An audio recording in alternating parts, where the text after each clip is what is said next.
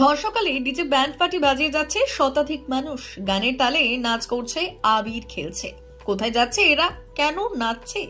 খোঁজ নিতে জানা গেল বৃদ্ধার মৃতদেহ নিয়ে ডিজে বাজিয়ে নাচের তালে শ্মশানে যাচ্ছেন আত্মীয় পরিজন প্রতিবেশীরা। খালি চোখে দেখে বোঝার উপায় নেই শ্মশান যাত্রা না আনন্দ অনুষ্ঠান।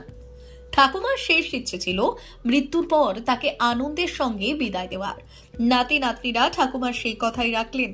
গাইঘাটা থানার বড় সোহানার বাসিন্দা বৃদ্ধা উষা রানী মণ্ডল মঙ্গলবার ভোরে 111 বছর বয়সের ইতি টানেন। তার কথা মতো শেষকৃত্যের আয়োজন করা হয়। ডিজে বাজিয়ে ও আবির খেলে নাতি নাতনিরা, আত্মীয় পরিজন ও গ্রামবাসীরা আনন্দের সঙ্গে বিদায় জানান বৃদ্ধাকে। আমাদের ঠাকুর এইবার এই ঠাকুমা ছিল খুবই আমোদ করব। ইনার ইচ্ছা ছিল আমি মারা যাওয়ার পরে আমার যেন দুঃখের সহিত বিদায় না করে, তোমরা তোমার যথাসম্ভব চেষ্টা করে যেন আনন্দ সহিত আমার বিদায় করে। ওনার এই শেষ ইচ্ছা অনুসারে আমরা এই ডিজে ব্যান্ড পার্টি নিয়ে এসে ওনার শেষকৃত্য সম্পন্ন করছি।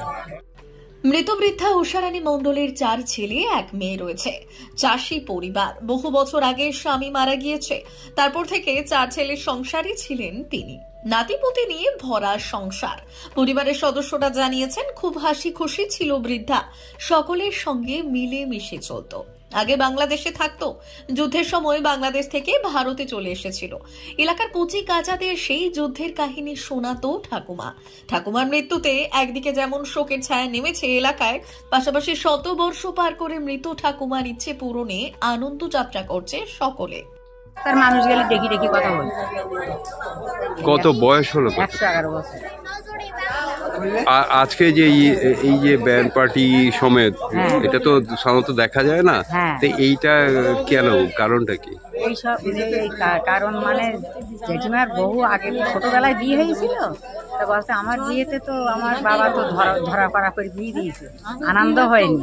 তা তোরা নাতি নাতনিরা তো সবই নাতি নাতনি, মেয়ে জামাই, তা তোমরা একটু আনন্দ করি, আমার একটু শেষকৃত্যটা করি।